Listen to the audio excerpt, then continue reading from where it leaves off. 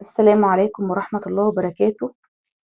أول حاجة هنقول اللهم صل وسلم وبارك على سيدنا ونبينا محمد وعلى آله وصحبه أجمعين.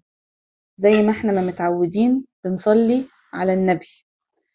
وحابة كمان أقول لكم على حاجة حلوة قوي. أنا برحب الأول بكل متابعين الجداد، برحب بيكم بجد، منوريني على القناة. متابعين الجداد واللي كانوا موجودين معايا أنا برحب بيكم كلكم. وأنا مبسوطة جدا من وجودكم معايا. أحب أقول لكم على حاجة. آه، إحنا القناة بتاعتنا اسمها صفاء السيد سهل وسريع. هدفنا نوصل كل حاجة بنعملها تكون سهلة فعلا وسريعة وبسيطة، والإمكانيات تبقى على قد الإيد. في أكلات بتبقى تقيلة شوية بس إحنا مضطرين نعملها علشان برضو أي حد حابب يتعلم يتعلم. وفي أكلات هتلاقوها سهلة وبسيطة وسريعة وما فيهاش أي إمكانيات. زي النهاردة مثلا كده هنعمل إيه؟ هنعمل طريقة كفتة حلوة قوي. أنا عن نفسي بحبها جدا ولادي بيحبوها وما بتاخدش مني وقت وسهلة وبسيطة وسريعة.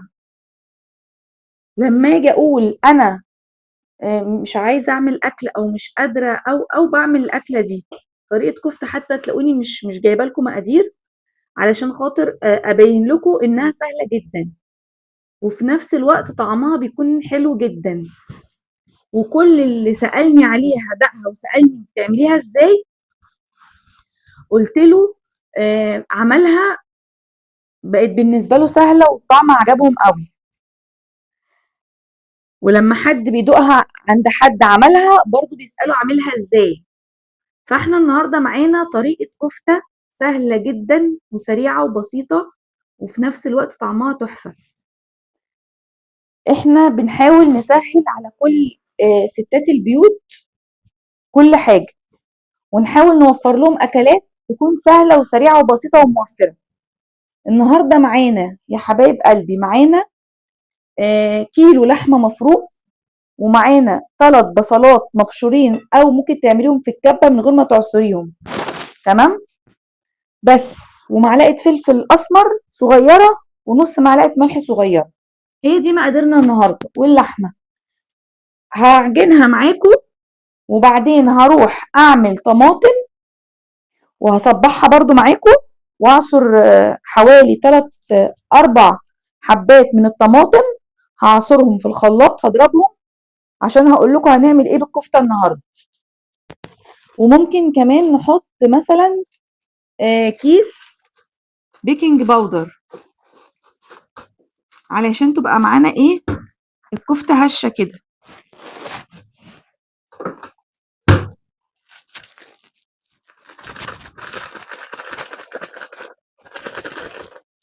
احنا بس هنحط البصل اهو على اللحمه عشان نقلب، مش بعصر البصل، بحطه بميته عادي.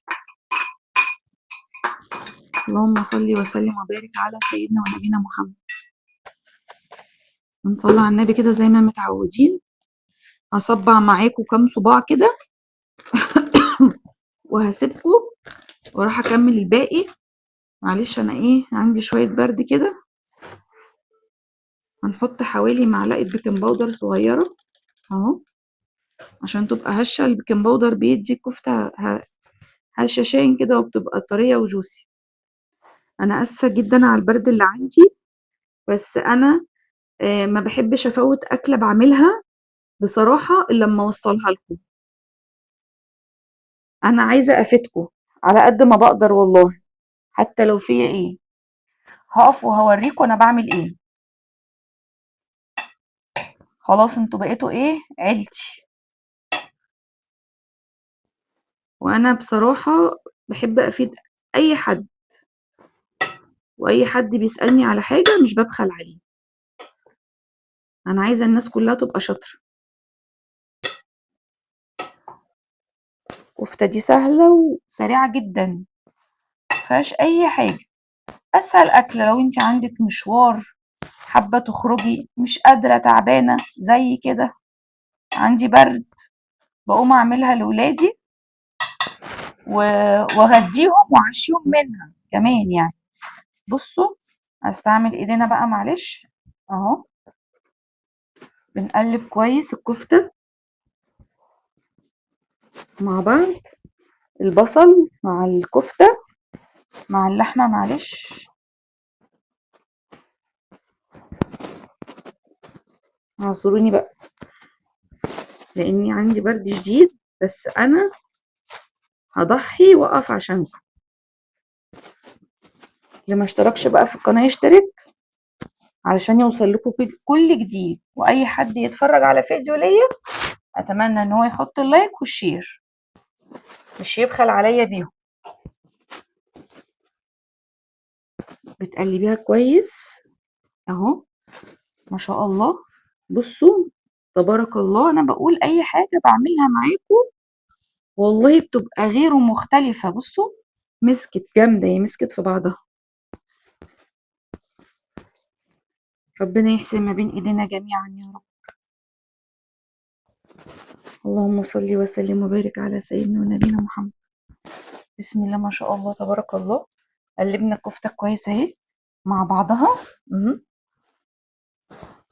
اهو كفتة اتقلبت اهي معانا. بصوا ما شاء الله. بنعمل ايه بقى؟ بنصبعها بالحجم ده كده اهو. بصوا ادي الحجم اللي احنا هنصبع بيه الكفتة اهو.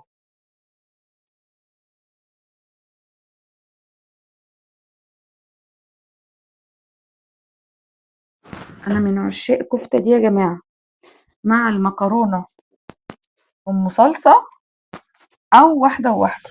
بصوا هو ده اللي انا عايزاه اهو. هو ده حجم الكفتة اللي انا بدور عليه اهو.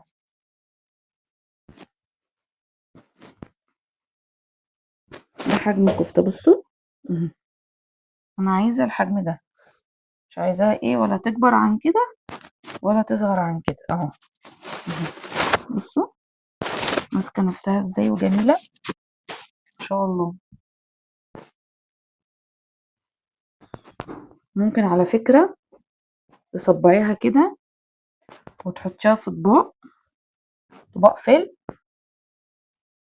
او علبة، وتحطي بين كل طبق او طبق اكياس وتشيليها تفرزيها. بصوا وتتفرز عادي جدا وتطلع ايه.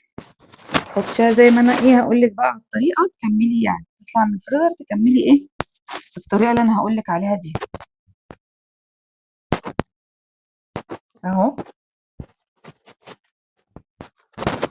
متاخدش وقت معاكي، صبعيها كلها مرة واحدة.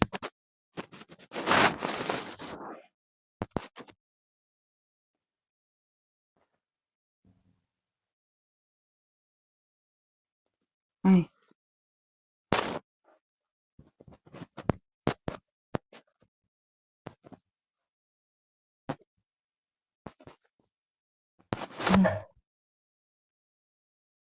هنروح بقى نصبع كله بالحجم ده وهجيلكوا تاني.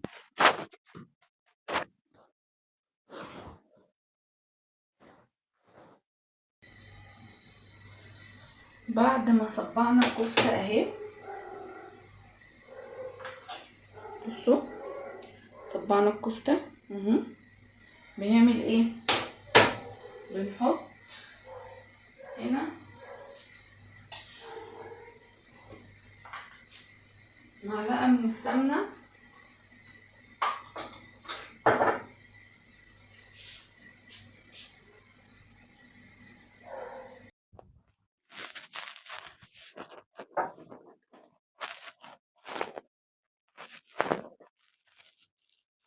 معلقة من السمنة اهو.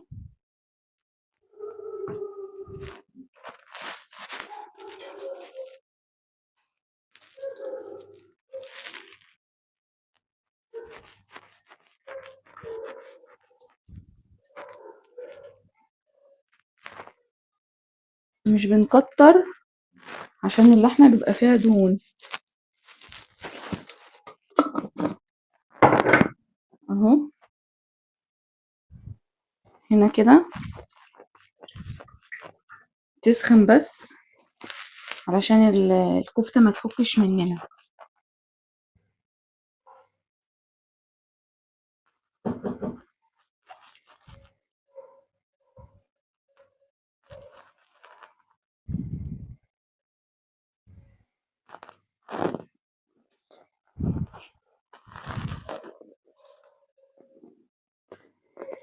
بعد ما سخنت هنعمل ايه؟ هنرص الكفتة كده كلها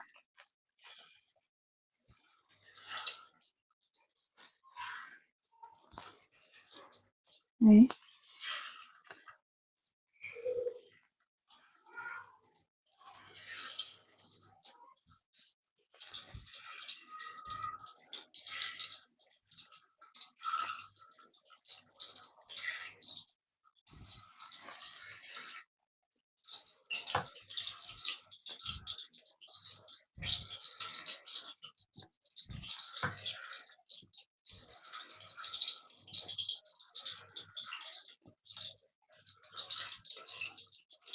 ما شاء الله، تبارك الله، ولا حول ولا قوة إلا بالله. اللهم صل وسلم وبارك على سيدنا ونبينا محمد.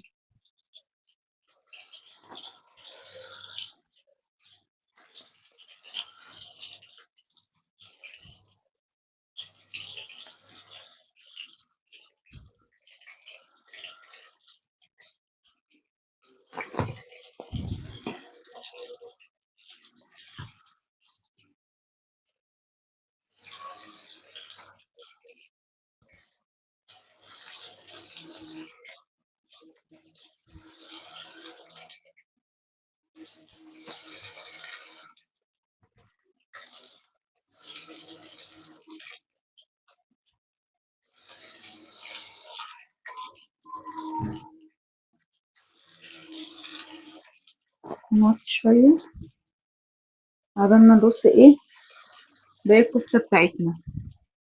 نوطي النار على بال ما نرص الكفتة بتاعتنا. بصوا كده، رصي عادي مش تخافي، ان شاء الله مش هيجرى اي حاجة. اللي محتاج حاجة يا جماعة، محتاج سؤال يقول لي وانا اجاوب عليه. اللي حابب اعمل له وصفة يكتب لي وانا اجاوب عليه. انا تحت امركم في اي حاجة تطلبوها. ما شاء الله، ولا حول ولا قوة الا بالله العلي العظيم. انا بشكر تاني متابعيني الجداد واللي كانوا موجودين معايا، بشكركم كلكم. ربنا يبارك فيكم ويحفظكم جميعا. كده بعد ما رصينا الكفتة اهو، ما شاء الله، ولا حول ولا قوة الا بالله. رصينا كل الكفتة بتاعتنا اهي. هنقفل بقى عليها الغطا ونسيبها شوية.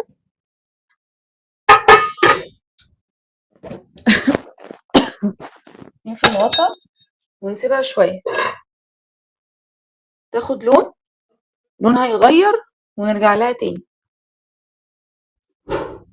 بصوا كده، الكفتة اهي ما بنحطش عليها مية، هي بتنزل كل المية بتاعتها.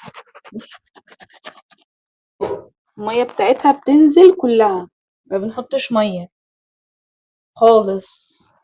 هي دي المية بتاعتها اهي، ما بنحطش مية عليها. بصوا نحركها كده، ما بنقلبهاش عشان مش تتهري اهي.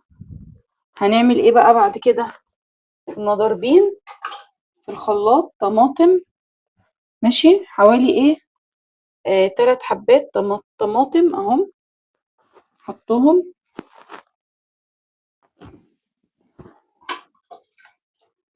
طريقة سهلة وبسيطة مش فيها اي حاجة، صراحة سهلة جدا. صوص الطماطم ده بقى بيبقى روعة. الصوص اللي هو فيها ده برضو مش هنقلب دلوقتي، مش هنقلب فيها دلوقتي، نسيبها كده مع الطماطم اهي، نسيبها مع الطماطم تغلي شوية وبعدين نبص عليها كده. بصوا كده بقى ممكن نقلب فيها عادي في المرحلة اللي هي الأخيرة دي كده، نقلب عادي. بصوا ما شاء الله، بصوا ما فيهاش أي حاجة، بتبقى ماسكة نفسها وروعة جدا.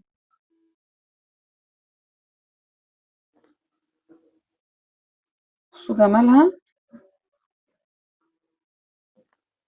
ما شاء الله. بصوا ما تخافيش، قلبي مش تخافي، لو في اتنين كده ماسكين في بعض عادي سلكيهم عادي. بصي ما شاء الله تبارك الله، تحفة تحفة جدا اهي. اول ما تتسبك بقى نطفي عليها، نحط لها بس حبة فلفل اسود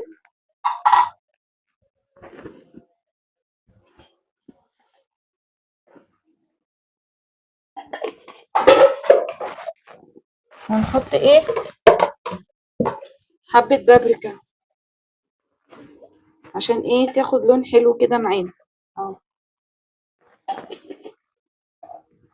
الصلصة بقى دي بتبقى خطيرة، الصلصة دي حلوة قوي. بصوا قلبوا فيها مش تخافوا، هنسيبها بقى تتسبك شوية ونجيلكوا تاني.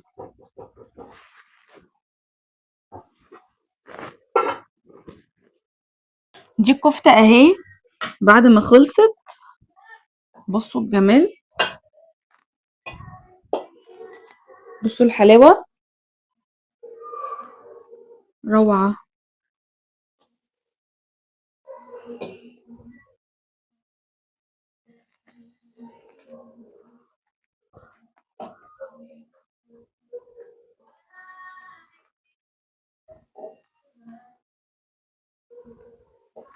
حلوة قوي. بصوا ثواني بقى هنقدمها واجيلكم بعد ما خلصنا الكفتة اهو.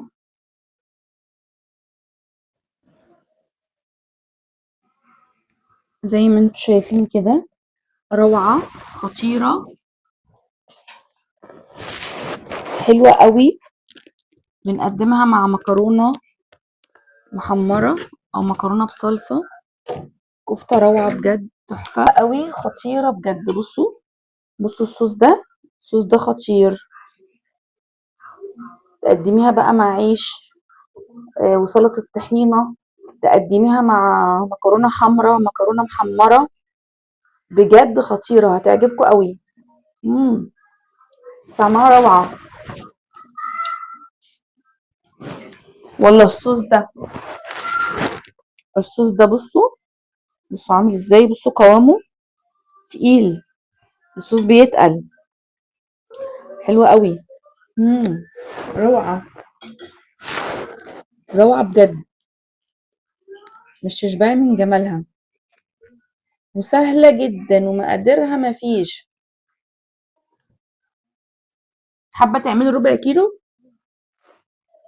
اعملي ربع كيلو مفيش مشكلة، نص كيلو مفيش مشكلة، هي حلوة تنفع وجبتين، غدا وعشاء، رائعة بجد. انا مش قادرة اقاوم الطعم، حلوة قوي، تحفة بجد تحفة.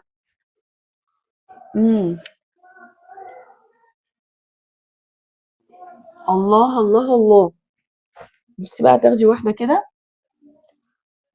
وتنزليها في الصوص ده كده اهو، تعجبك قوي قوي قوي، جربيها مش هتندمي ولا بصي روعة وسهلة. انا اللي بيعجبني في الكفتة دي كمان يعني غير طعمها ان هي سهلة جدا، ما بتاخدش مني اي وقت. الله على الجمال بجد، تحفة، حلوة حلوة ما شاء الله تبارك الله. خلصنا كده النهارده وصفتنا، والوصفة طلعت تحفة ما شاء الله على وشكم، جميلة. وبألف هنا وصحة لكل اللي هياكل. كنتم مع صفاء السيد في أحلى طريقة وأسهل طريقة كفتة. مش تنسوا الاشتراك ومش تنسوا اللايك والشير حبايب قلبي، وتصلوا على النبي في الكومنتات. أنا بحب الصلاة على النبي قوي. وبفرح قوي لما بتكتبوها، وبفرح كمان لما حد بيعمل وصفة من وصفاتي ويقول لي أنا عملتها وطلعت جميلة. يا ريت أي حد يجرب حاجة يبعت لي ويقول لي، عشان أنا بفرح جدا. ربنا يفرح قلبكم كلكم يا رب. متشكرة واشوفكم على خير في فيديو جديد ان شاء الله.